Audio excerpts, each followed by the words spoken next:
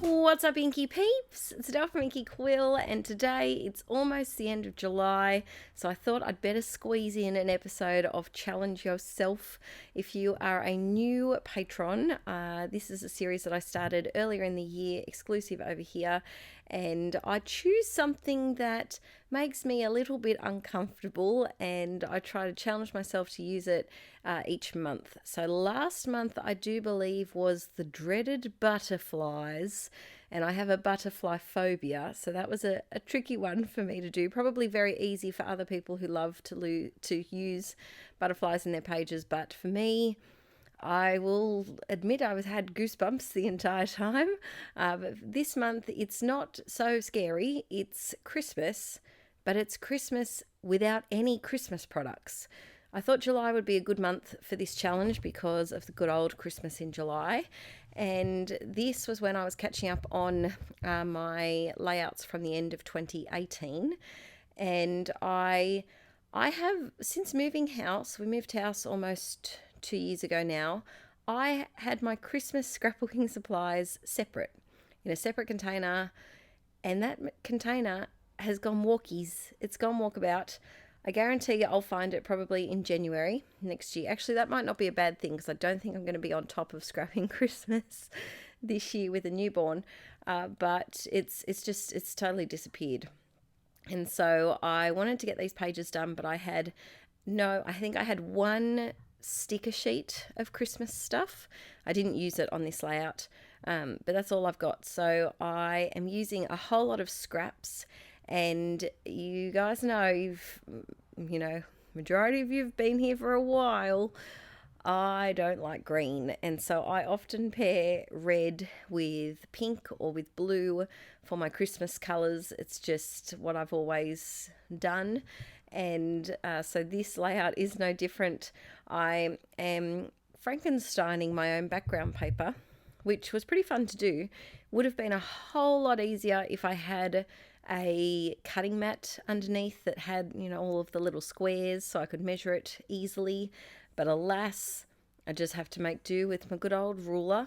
I don't understand why. Oh, it had a little bit of stickiness at the top of that page. So here I'm trying to create a 9x12 piece of paper just with a few different scraps. I always see polka dots or messy polka dots as a Christmassy theme paper because they remind me of snow falling. And I know where I am in Oz, we don't get snow, but I always associate Christmas with snow because all the products that we get over here still have snowy snowflakes and snowmen, and Santa's always dressed up nice and warm and woolly. If Santa wore that here to do his rounds on Christmas, he would boil. He wouldn't be able to leave his air conditioning at home, I don't think. So for this one, I've got a photo that we took. I think this was on Christmas Eve, it could have been. And we've got the tree in the background, and Beans has a little Christmas hat on. So I wanted to document this one and just make it a really fun page because he has such a goofball look on his face. So I've got my photo there. I decided to mat it just with some white cardstock to make it pop a little bit more and to make to match the white of that little polka dot paper that's in the bottom half of that Frankenstein background we made. And I felt like it just needed something else. So a good old grey chevron. Grey is a great neutral to have in your stash. If you are someone who maybe scraps with particularly bright colours, grey's nice to offset it sometimes and still give you colour without being too white, but just tone things down a little bit. So I'm coming up with a bit of more paper. I was determined to use as many scraps as I could on this page, and you will see that I also am determined to use as much freaking chipboard as I possibly can. Chipboard is something that I have a love-hate relationship with. Let me know in the comments how your thoughts on chipboard, either printed chipboard like that has colour and designs on it, or chipboard that you can either leave plain or paint yourself. But chipboard, I don't know what it is about it. I don't know, it just makes me a little nervous. And I decided to go all out on this page and stick and plonk to my heart's content. So now I've got my photo positioned, it's time to get crazy. I grab, this was some gold trimming that a beautiful inklet sent me, and I thought gold's very Christmassy, and I thought it was appropriate. And our tree last year, usually I colour coordinate the tree to be certain colours, and last year I have a feeling it was gold and white and silver, I want to say. The year before I think it was pink and blue, or red and gold. I have a lot of baubles.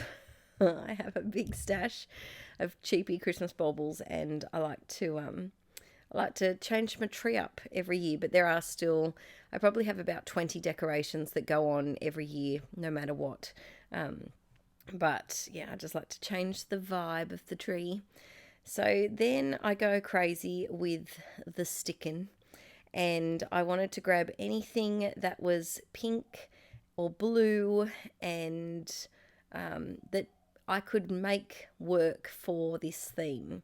So we've got Get Your Party On, because Christmas is a big celebration.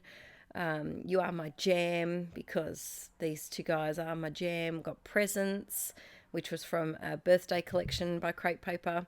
So I did all of the big chunky chipboard pieces first, and then I was working through some sticker sheets. Got a bit tongue twisted there. And I just wanted to get some stickers used up, because I don't know, lately I've been working with probably the same, I'd say 12 sheets of stickers or chipboard, and when you look at them over and over and over again, you start to get sick of them. And I knew there were a couple of pieces that if I didn't use them soon, they were going to get neglected and put at the back of the shelf and abandoned for new things that were coming through in the next few months. I did this little house because we took this photo at home, and then just lots of little stars and cherries and just anything that I could squeeze in. These crepe paper sheets often have not strange but different kind of icons. I still haven't used that panda with long arms and long legs. I don't know if I'm going to be able to. Its proportions make me uneasy. But yeah, so just having a lot of fun and trying to keep it in a bit of a triangle formation. So I wanted to do more stickering at the top and then peter it down to the bottom. Also stuck on a shuttlecock. Now, I don't know, and let me know if you've used that shuttlecock in a layout, the badminton thingamajiggy that you use. I don't know when I would use it. So this was the perfect way. It's basically just there to add a bit of colour on this page, because I am going to cut half of it off. But yeah, it's just things like that, I don't know, I get a little confused as to how to use them. And then going through, these are some of my oldest sticker sheets as well, some of them. So then while I'm sticking and plonking like crazy, I was trying to think about where on earth am I going to put a title, and how on earth am I going to journal, because the background papers were so busy. I knew that I definitely needed to add my journaling on top of something. I couldn't just write it straight onto my background paper. So something that I have been slowly loving again is my electric typewriter. I've been pulling it out, dusting it off. I set up my craft desk. You would have seen that video over on YouTube, and then designing my desk and building it and setting it all up over here on Patreon. But it's a very, very big desk. However, I don't have a PowerPoint at the other end, or I do, and it's hidden behind drawers, and I should have put a power cord there before I moved all the things. And so I do struggle with connecting power. I think I have one power board that has about 7 or 8 things plugged into it, which is very bad, but girls got a scrap and I need power. And so I took my typewriter out into the lounge room, plugged it in, did my journaling, cut it up into little tiny strips and used some double-sided tape to stick those down to the side. And I'm glad that I did. I like the way it looks. I do wish I had moved all of the journaling strips up a little bit so they were a bit higher, but it's done now. And once I start sticking, they're down. I'm just doing a doodly border with my white Uniball Signo broad gel pen. I think I forget the words to say with that pen because there's so many different words to say. Hope I got them all out. Time for some Hardy Shine. Shake, shake, shake. Shake, shake, shake. Shake your Hardy Shine. Shake your Hardy Shine. Oh, that. My voice is a bit croaky today because I have recently just gotten back from a scrapbooking retreat that I went to very last minute. And I know I have some of my beautiful peeps who are watching this video were there. So hello. I had a blast. It was one of my best scrappy mates who put the retreat on. And she'd been trying to talk me into it for months, and I just didn't know how well I'd be with the baby. And first trimester, I was very sick. And so I only decided 4 days before the retreat started that I was going to go. They all talked me into it. And I'm glad I went. I had a blast, but I've been talking all weekend, so my voice is a little croaky. But that's the first page done and not a Christmas supply in sight. We're on to the next page now, and this is a tradition that I started last year and I will continue for the next bub that comes along. But every year I would love the kids to choose their own Christmas ornament to add to the tree and then write on a little tag just something about maybe why they chose it, or of course Archie really couldn't pick anything when he was 9 months old for his first Christmas, so we chose something and why I chose that particular thing for him. And so I definitely want to continue that in future years. So this was the first time I had documented it because we bought his first decoration well after Christmas, I think, or maybe I only did the tag well after Christmas. So for this one, I got a little bit mixed meteory. That's not a word, but we'll make it work anyway.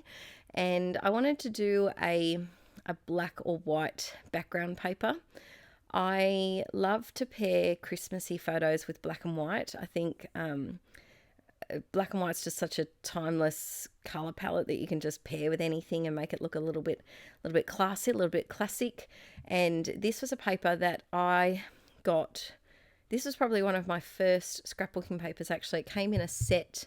I do believe it was, or it could be We Are Memory Keepers. It was a very old set, but the paper is so thick and beautiful quality, and I'm painting all over it. But I did need, because the background was so busy, I needed something to ground my photos a little bit. And so I decided to do the big bit of turquoisey colour, and then I grabbed a stencil and I'm just using a baby wipe to wipe away the wet paint. So the paint's still wet, hasn't dried yet, and I didn't want to wipe it away completely. I just wanted to wipe it away a bit and get those star shapes happening a little bit. Oh, I've got the microphone resting on my tummy right now, and baby Toomey is kicking the microphone. She needs to calm down. She wants to be included in the video, but alas, she's not ready yet. So then I sped this bit up very, very fast. I just did a doodly border around my stars using my fave pen, of course, and this made them not look like a mistake. Sometimes when you do the baby wiping technique, it can look a bit smudgy, it can look a bit blurry, and by outlining it with the white gel pen, it connected it with the white doodly bits on the black background paper, and it just made it look a little bit more purposeful. I knew when I did it that I was going to be covering up majority of the stars anyway, but I wasn't quite sure where they'd be, so I thought I might as well just trace all of the stars anyway, even though not all of them were going to be seen, and I'm sticking them down. I printed these photos using the Project Life app so I could collage them next to each other. I wasn't sure if I was going to put them in my Project Life and Pocket Pages or if I was going to make a layout of them, but I decided it'd be nice to make a layout because it's just something a little bit different. Most of my layouts, let's be real, are pictures of Archie, and this was not a picture of Archie, so it's nice to it's nice to change it up a little bit and do a layout of something different. And I also thought, because it was the first year that we had done this, that it'd be nice to do something different. I have to be on the hunt for something for the new baby because I think she'll be less than 6 weeks, 5 weeks, 5 weeks maybe, at Christmas time, and I don't know if I'll be able to go Christmas decoration shopping, so I might even have to buy her decoration before she arrives, and just sneak it in there. I have an idea of what I'd like to get, but I've just got to find it. So then I'm going through my embellies, and I had a few of the original DIY embellishments. These were part of a Patreon printable earlier in the year, and I had the originals sitting on my desk, so I thought I should use them up.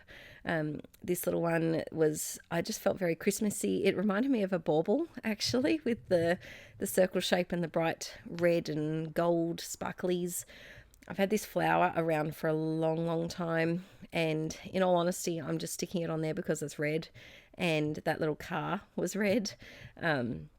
But it works out, and it kind of ties in with the flowers in the background as well. I think it's all right sometimes to have those layouts where you just stick embellishments on that either make you happy or that match the colour scheme of the page. They don't have to be overly specific to exactly what the theme of the page is. Like I said, there's no Christmas things in this whole process video, and I challenge you to make a Christmas page without a single Christmas thing.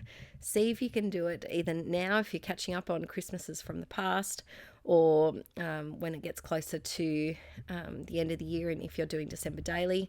Actually, let me know your Christmassy plans in the comments. I will be pre-designing the November printables, of course, and November is my Christmas month because I like to get them out earlier to you guys in case you are doing things like December daily. So let me know in the comments what you would like to see for Christmas. This is your chance to tell me whether that's colours, whether that's what specific printables would you like? Would you like journal prompts? Would you like more journaling cards? Would you like background papers? Would you like some DIY embellishments, tags, anything? Let me know. And all I know is that I'm definitely going to be doing, well, hopefully, I really want to do some tiny word strips of some kind, and then the usual things, but I always like to do extra things in November for Chrissy. So let me know in the comments. I decided to do my journaling on the right hand side there just to balance things out a little bit because I had offset the two photos, and so I decided to do the same with my two clusters of things. And then the title on camera, it really does look like it fades in, New Tradition. It's right down the bottom there. But when in person, you can really tell that it's a different black than the background. The background's it's like a chalkboard black. It's a bit smoky, a bit of a dark grey. So the title does pop out in person. Adding some Hearty shine here, there, and everywhere. And this layout is complete. So I managed to do 2 Christmas pages without any Christmas supplies, without crawling up into the fetal position, which was really good. I'd love to know if you have ever done this before, if you enjoy Christmas supplies or if you don't. And I will see you in the next video very soon. Don't forget to tell me what you'd like to see in the November printables. All right, guys, see you soon. Bye.